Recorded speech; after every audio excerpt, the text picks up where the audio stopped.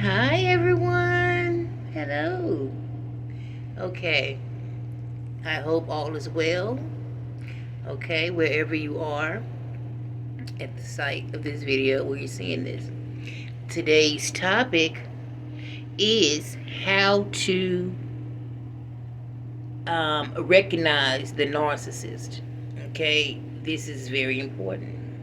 Okay, how to notice the narcissist.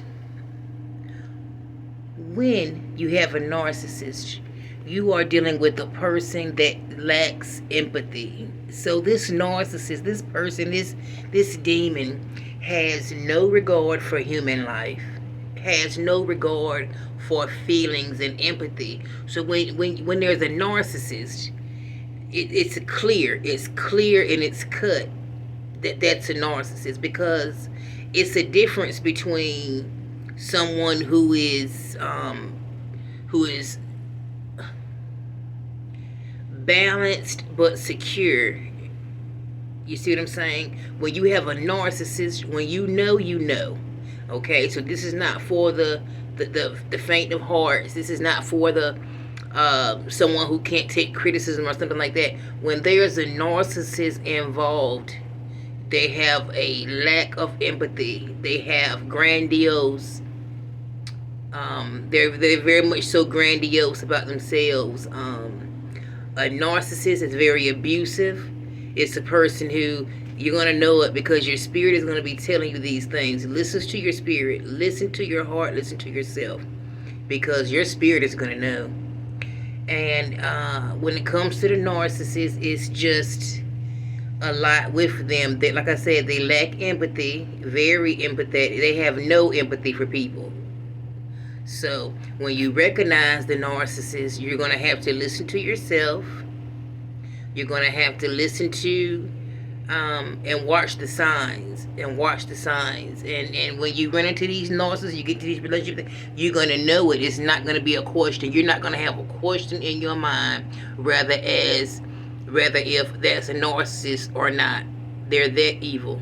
They're really evil in person. So when you recognize the narcissist, it's very important to cut ties. Now, if you have a child with a narcissist, it's also very taxing, because in this situation, you have to go and take higher measures. But when you recognize this when you recognize this person is when you recognize, I was out in the sun and getting my sun thing on, okay, today. But the topic of the video is how to recognize the narcissist. When you see someone and you're around someone who's always using you 110% of the time, never giving anything back, or if they do, it's very minuscule. And when they give that little bit back, they're only expecting a whole. When they give that little molehill, they're expecting 2 or 3 mountains back from you. Okay, they don't care about our feelings. They don't care about our emotions. So when you run into that narcissist, or if you have, you're going to know it. It's going to be clear.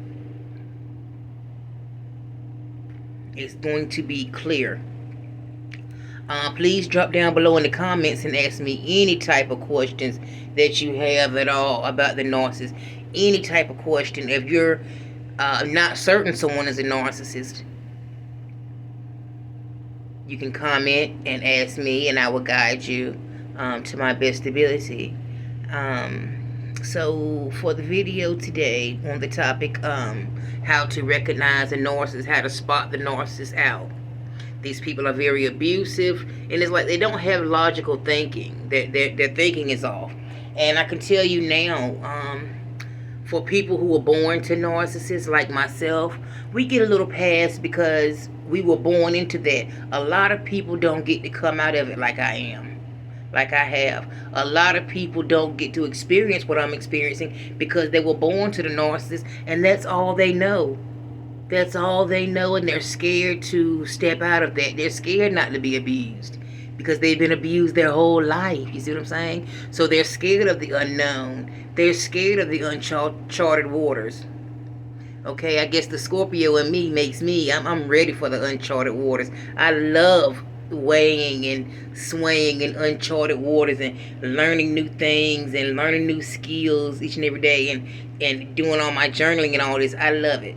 Okay, so and I'm 3 years. I'm fixing to celebrate this summer 3 years of no contact with any narcs, and I love it. And 3 years of, most importantly, healing. Most importantly, healing. I'm on my third year this summer. So as you can imagine, I'm going to be doing a lot of celebrating this summer. I'm going to be doing a lot, and I just also applied for my passport. So we're going to be doing a lot of good things. We're going to be doing a lot of good things and have a lot of good content coming up, okay? So, look forward to that as well, okay? And I'm going to give you encouragement and say you can do this. You can walk away from the narcissist. You are all you need. I'm going to keep saying you are all you need to walk away and stay away from that narcissist. Do what you have to do to be on the side where the grass is alive, where the grass is green. And like I said, you get a pass if you were born to double narcissist or narcissist and codependent, because that's still right there hand in hand. You got that person that can't let it go, and things like that, and it's very dangerous, very dangerous, very, very dangerous. And once again, this is a very touchy topic. It's a very, very touchy topic. So if there's anyone who has any specific questions and needs to know more or wants my advice, please put it in the comments, and I will reply to you. I also think that's important. Okay, so when encountering a narcissist, you're gonna know it. The grandiose, the very much so back and forth and things like that, and heal. And I can tell you this. I'm going to tell you my story of how I realized what a narcissist was. Because I was there in a relationship that was hell. When I tell you turmoil, I ended up with a narcissist for 9 years. It was terrible. It was abusive. It was hard. It was so hard. I cried out to my father, and he said, oh, it was a lot. But getting into my situation, I actually was with the narc for 9 years plus. And I was just being so abused. Court orders. I had to put court orders on him. I had to get him arrested a few times for domestic. He got himself arrested for domestic violence. In the town we were in, on the coast, we were known by all the police staff because they're always coming to my rescue after me and him were in an altercation or whatever the case. And when I moved away, let me tell you what I did. I packed up, me and my children. I packed up a U-Haul and I moved. And I knew I couldn't move just in town. I would move all over town. He would always find me. He would always stalk me. He would always find me and tear my cars up. He would find me and put sugar in my tank. He would find me and break in my house if I wouldn't let him in, and things like that. And then having the daughter on top of it didn't make it any better. That made it worse. The fool put his own self on child support just so he can have papers and thought that he was going to rule me that way. Let me tell you this, guys. A narcissist with power is a scary narcissist, okay? They're worse. But one that's a hood narcissist, they don't have nothing to lose, they're bad as well. So when you look at it all around, narcissism is terrible. And there is nothing to take lightly. It is nothing to take lightly. Be very careful around them. Be very careful and don't be around them. Do not take them lightly. They will hurt you. A narc will hurt you. So when I realized what was going on, I said, wow. And so when I took the time, packed me in the U-Haul up, me and the girls got away. We were like Tina Turner. Only difference between me and Tina Turner is I took my girls. I took my children. I couldn't see myself leaving my children behind to get abused and continue to be treated the way that things were going, okay, in the households. So that's what I did. I got a U-Haul, and I had to give praise to Almighty, because Almighty made it possible for me to get all the money I needed for deposits, rental fees, gas and stuff in my car, U-Haul fees back and forth. It was God himself that did this for me. That's why I say move them out the way and watch God really work. You're empathetic. You're a light. God has a mission for you. You're a light. You have to get that and pluck them out and move them out the way. Okay, so after getting the U-Haul and moving states over, okay, I moved miles and miles and miles away. So now I'm miles and miles and miles away. And so I had a time to go through the process of a lot of things that I've come so far. When I tell you I've come so far, I have come very, very far in my healing. I'll be celebrating 3 years this summer of healing. I've come so very far. Okay? And no, it's not easy all the time. And yes, it takes deep, intense healing. It takes deep, intense feelings and raw feelings and healing these feelings from the inside out, doing your shadow work. But it's possible. Healing is possible. Healing is here. So, what I want to say about that, healing is possible. Healing is, so I got the U-Haul. Okay, had the children up, all this. I was doing hair and stuff on the coast. I did hair and dreadlocks and all that until I had enough money. God blessed me with enough money to get on the road. I couldn't let him know anything about it. Before 3 or 4 months ahead of time, on my way of trying to escape, of course, if he wasn't looking at me or couldn't see me to abuse me or anything, he was using a child against me and all this. So I had to be a big girl, and you know, it was God telling me to do what I did, and I automatically went to the courts. I got a restraining order because I knew he was not nothing to play with. I just knew it. I knew he was dangerous. He's beat me before. He's abused me in front of the children before. So, and all the things he have done, like I said, the breaking and entering, the female assaults and all this type of stuff, jumping on me all the time and everything like that. I knew he was nothing to play with, and I didn't know if he was going to try to literally hurt me for leaving. I felt like he would. So under that circumstance, 2 or 3 months ahead of time before the move, when I knew I was booking town, I knew it. I knew for a few months I was booking town. Okay, I reached out for my father's help to try to book town. He didn't have any. He didn't give me any advice, any resources at all. My own father, that I told you, is a covert narcissist and also codependent. He didn't give me, his oldest daughter, any resources to say, baby, I'm coming to get you and the girls. You and the girls come. He owns a house on the coast where we retired. He never said, baby, I'm coming to get you and the girls right now. If it were me, it would be, baby, pack you and the girls up, be safe as you can, and I'm on my way. If it were me, if it were an empath, if it were a light being, if it were a chosen one, if it was one with empathy and care in my heart, honestly, I would have said, hey, be safe, pack the baby girls up, pack yourself up, I'm on the way. Okay, long story short, I never got none of that from my father. None of that from my own dad, y'all, and it hurt.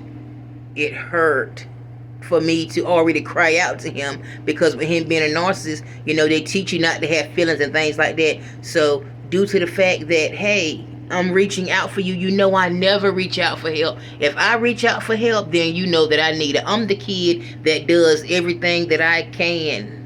When I say kid, I'm speaking of from how I was raised. I do everything I can myself. I take it upon myself, and it's really hard for me to ask for help. Okay, it's hard for me to ask for help, but I'm also working on that and healing that and getting over that as well. So long story short, I had to escape. I had to escape with my children. I did a restraining order. A judge granted me a restraining order on him for a year.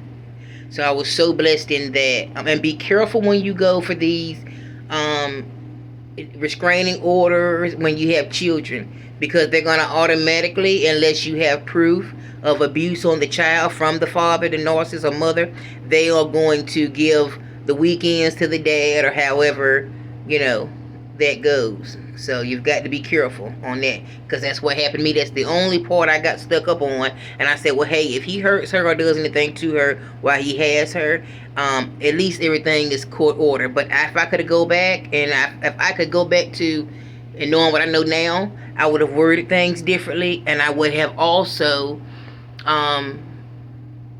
let them know of the narcissism. But at that time, I had no choice of the no knowledge. I had no knowledge of the narcissist. I just knew that it was hell. I just knew it was hell. Hell, I couldn't do it, you know. I felt like I was just going out. You know, I couldn't do it. And so, long story short, I was granted the restraining order. Okay, and then he put his hands on me. Of course, again, he showed up to my door at my new house with the restraining order papers and says, B, you think this paper means something to me? You're mine. You're not going anywhere. You think this paper means something to me? And ripped the paper up in my face, y'all. You should have seen me standing to my front door. I'm like, this motherfucker's a maniac. He is a maniac. Okay, motherfucker maniac. So long story short, okay, even that gets me flustered now. But long story short, so I did the restraining order. He got arrested for putting his hands on me again. So for one of the times, he got arrested a few times. So that was going on. And so while he was going through his jail time, while he was going through his restraining order where he couldn't be nowhere by me, I went on ahead and I took that chance to get the U-Haul to, he didn't know it, I already had papers for a new lease. I already had a new lease signed in a new town. Everything went smooth like that. Ladies, gentlemen, if you have it like that, please, if you have children or not, you know how they are. They're very violent. They're very abusive. Get a restraining order. Do all the protective procedures and let the law know what's going on with that, because so many people don't, and so many people don't make it out. You guys, so many people don't make it out of these situations with these narcissists. They really don't. So I'm gonna leave you with that, and that's my story on how I got out, and I've been happily ever after ever since. I go to counseling, I go to therapy, I do a lot of things. You know, I teach, I counsel myself at this point, at the 3-year mark. So as long as you're going, and when you leave, when you step out from that, thirst for your knowledge. Thirst for your knowledge. I thirst for my knowledge. I do. Every day I have to have it.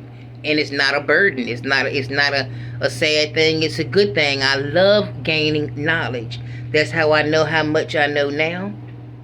And guess what? No one can't take it from me. No one can take it from me. You know, it's here. It's here. It's here. It's here. Okay? So, I'm going to say, once again, thank you for watching the video. I hope you enjoyed. And guess what? I will see you guys very next video. Thank you so much for watching. Bye-bye.